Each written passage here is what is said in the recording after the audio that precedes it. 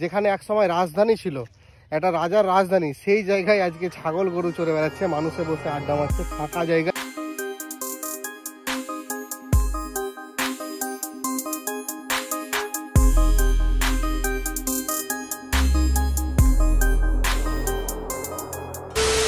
সময় এখন দুপুর 2টো, আর বাড়ি থেকে মোটামুটি 50 কিলোমিটার মতো স্কুটি রাইড করে এখন আমি চলে এসেছি বহরমপুরে। আর আজকের ভিডিওটা এখান থেকেই শুরু করছি।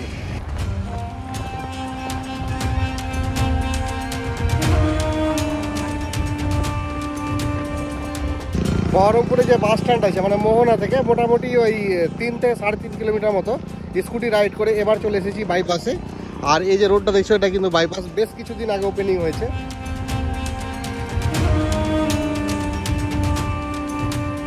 আর এই বাইপাসে স্কুটি চালানোর ইচ্ছা খুব ছিল, আর কর্ণসুবর্ণ যাবো, আর এখান দিয়ে যাবো আমরা, যেহেতু সেই ইচ্ছাটাও পূরণ হয়ে যাবে। তো চলো, এখন বাইপাসে চলে এসেছি, এখান থেকে আর বেশ কিছুটা গেলেই কিন্তু আমরা কর্ণসুবর্ণে পৌঁছে যাবো।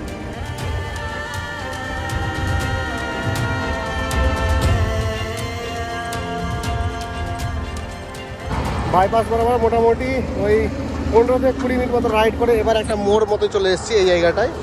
আর ওই দিক দিয়ে আমরা আসছিলাম, কিন্তু এখানে যেহেতু কোনো রাস্তা নেই বলে ঘুরে আসতে হলো ব্রিজ দিয়ে আমাদেরকে। তারপরে কিন্তু এখান দিয়ে এই দিকে নেমে যাবো, তাহলে কিন্তু আমরা আজকে মানে আমাদের গন্তব্যে চলে যেতে পারবো।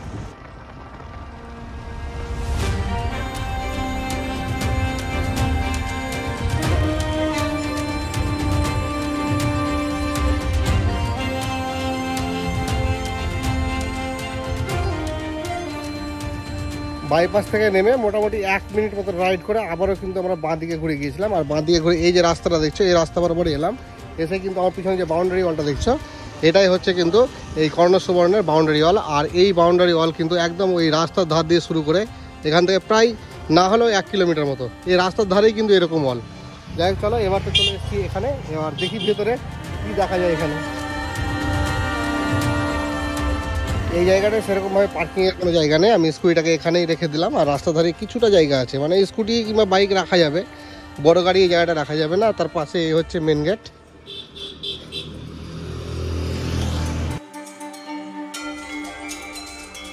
এখানে ঢোকার জন্য টিকিটের ব্যবস্থা নেই, আর টিকিট কাউন্টারই তো নেই। এই দেখো মেন গেটে এরকম তালা মারা, আর ছোটো এই গেটটা খোলা আছে। যাই ভেতরে, আর ভেতরে ঢুকে এই দেখো বিশাল একটা ফাঁকা ফিল্ড। আর এখানে একটা বোর্ড লাগানো আছে, দেখি এই বোর্ডে কি লেখা আছে।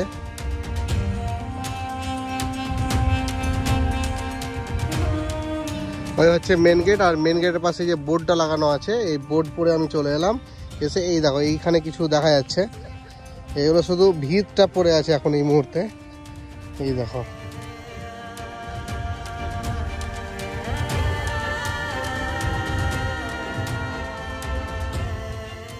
এই দেখো এখানেও কিন্তু একটা এরকম ভিত আছে, ওই জায়গাতেও আছে, আর ওইদিকেও আছে। মানে এই জায়গাটা হাঁটতে হাঁটতে কিন্তু তোমরা অনেক জায়গায় যেতে হবে। এরকম কিন্তু খনন কার্য করে এইগুলোকে বার করা হয়েছে। আরও অনেক উঁচু উঁচু ঢিপ আছে, ওই সামনে দিকে গেলে দেখতে পাবো আমরা। সেই সমস্ত জায়গাগুলো কিন্তু খনন কার্য করা হয়নি, আর সেগুলো খনন কার্য করলে হয়তো আরও অনেক কিছু ইতিহাস এর মধ্যে থেকেই বেরিয়ে আসবে। এরকম জায়গায় প্রচুর আছে কিন্তু এগুলোতে। আর এখানে একটা কুয়োর মতো আছে, তো সেই কুয়োটা কতটা গভীরতা সেটা দেখবো। আর এবার চলে এসেছি কুয়োর কাছে, এই হচ্ছে কুয়ো। আর এটার গভীরতা আমি প্রথমে ভেবেছিলাম যে বিশাল হবে, কিন্তু ভেতরটা এই যে একদম বন্ধ হয়ে গিয়েছে, মানে কুয়ো আর কুয়ো নেই এখন, মানে চৌবাচ্চা টাইপের হয়ে গেছে, ডাস্টবিন হয়েছে, অনেকে ময়লা টয়লাও ফেলে রেখেছে। এখন যে জায়গাটা দাঁড়িয়ে আছে এটা কিন্তু বিশাল উঁচু একটা ঢিপ, আর এই ঢিপের উপর দাঁড়িয়ে আছে। এই দেখো ক্যামেরায় হয়তো অতটা বোঝা যাচ্ছে না, কিন্তু দেখো এইখান থেকে ওই নিচের অংশগুলো, এই যে ছাগল টাগল চড়ে বেড়াচ্ছে, ওখানেও কিছু কিন্তু স্থাপত্য আছে।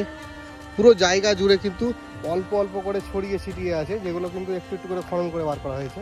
আর এই উঁচু জায়গাগুলো তো হাতি দেওয়া হয়নি, অনেক কিন্তু এরকম উঁচু জায়গা আছে, ওই জায়গাগুলো সমস্তটা কিন্তু উঁচু হয়ে আছে। আর ওইদিকে বাউন্ডারিটা তোমাদেরকে দেখাচ্ছি কতটা নিচে, তাহলে বুঝতে পারবে এই জায়গার মানে উচ্চতাটা কতটা। এই দেখো এখন একটা ঢিপের উপর দাঁড়িয়ে আছি, আর এখান থেকে এই দেখো বাউন্ডারি ওয়ালটা কতটা নিচে। মানে এই বাউন্ডারি ওয়াল দেখে তোমরা আন্দাজ করতে পারবে যে এখনো কত উঁচু উঁচু ঢিপ রয়ে গেছে, যেগুলো এখনো খনন কার্য করা হয়নি। আর ইতিহাস বাদ দিলে এই জায়গাটা ঘোরার জন্য পারফেক্ট আমি সেরকমভাবে বলবো না, কারণ এই জায়গাটা কিন্তু বহরমপুর থেকে অনেকটাই ভিতরে, মোটামুটি 13 কিলোমিটার মতো। তো তোমরা যদি মুর্শিদাবাদের প্ল্যান করো তো মোটামুটি 1-1.5 ঘন্টা যদি সময় থাকে হাতে, তাহলে এই জায়গাটা এসে 10 মিনিট ঘুরে যেতে পারো, ভালো লাগবে একটা ফাঁকা জায়গায় ঘুরে বেড়াবে। কিন্তু গরমকালে না, এখন প্রচণ্ড রোদ, ঘেমে গিয়েছি হাঁটতে হাঁটতে। জায়গাটাও কিন্তু বিশাল, এই দেখো এই জায়গাটাই মানে শীতকালেই পারফেক্ট। এদিকটাতে তোমাদেরকে দেখালাম যে ইতিহাস ছড়িয়ে ছিটিয়ে পড়ে আছে, আর এদিকটা কিন্তু একদম প্লেন একটা ফিল্ডের মতো আছে। আমার তো মনে হচ্ছে দেখে যে এই জায়গাটায় বাচ্চারা খেলাধুলা করে, মানে একটা ফুটবল গ্রাউন্ডের মতো হয়ে আছে, অনেকটা বড়। এখন ছাগল টাগল চড়ছে, মানে একটা কথা কল্পনা করলে মানে কেমনই লাগছে যে যেখানে একসময় রাজধানী ছিল, একটা রাজার রাজধানী, সেই জায়গায় আজকে ছাগল গরু চড়ে বেড়াচ্ছে, মানুষে বসে আড্ডা মারছে, ফাঁকা জায়গা, কোনো সিকিউরিটি নেই, একদম মানে পড়েই আছে বলতে পারো। মুর্শিদাবাদ ভ্রমণ মানে আমরা যতটুকু জেনে থাকি যে হাজারদুয়ারি, ইমামবাড়া, কাটরা মসজিদ, এই সমস্ত জিনিস নিয়ে, মতিঝিলও থাকে তার মধ্যে। কিন্তু এর বাইরেও যে মুর্শিদাবাদে এত সুন্দর একটা জায়গা পড়ে আছে, এত ঐতিহাসিক একটা জায়গা পড়ে আছে, যেখানে কিন্তু মানে বলতে পারো যে প্রচারের আলোয় না আসার কারণে অন্ধকারে এই জায়গাটা পড়ে আছে। এখানে টুরিস্ট আসে না বললেই চলে, একদম ফাঁকা জায়গা। এই দেখো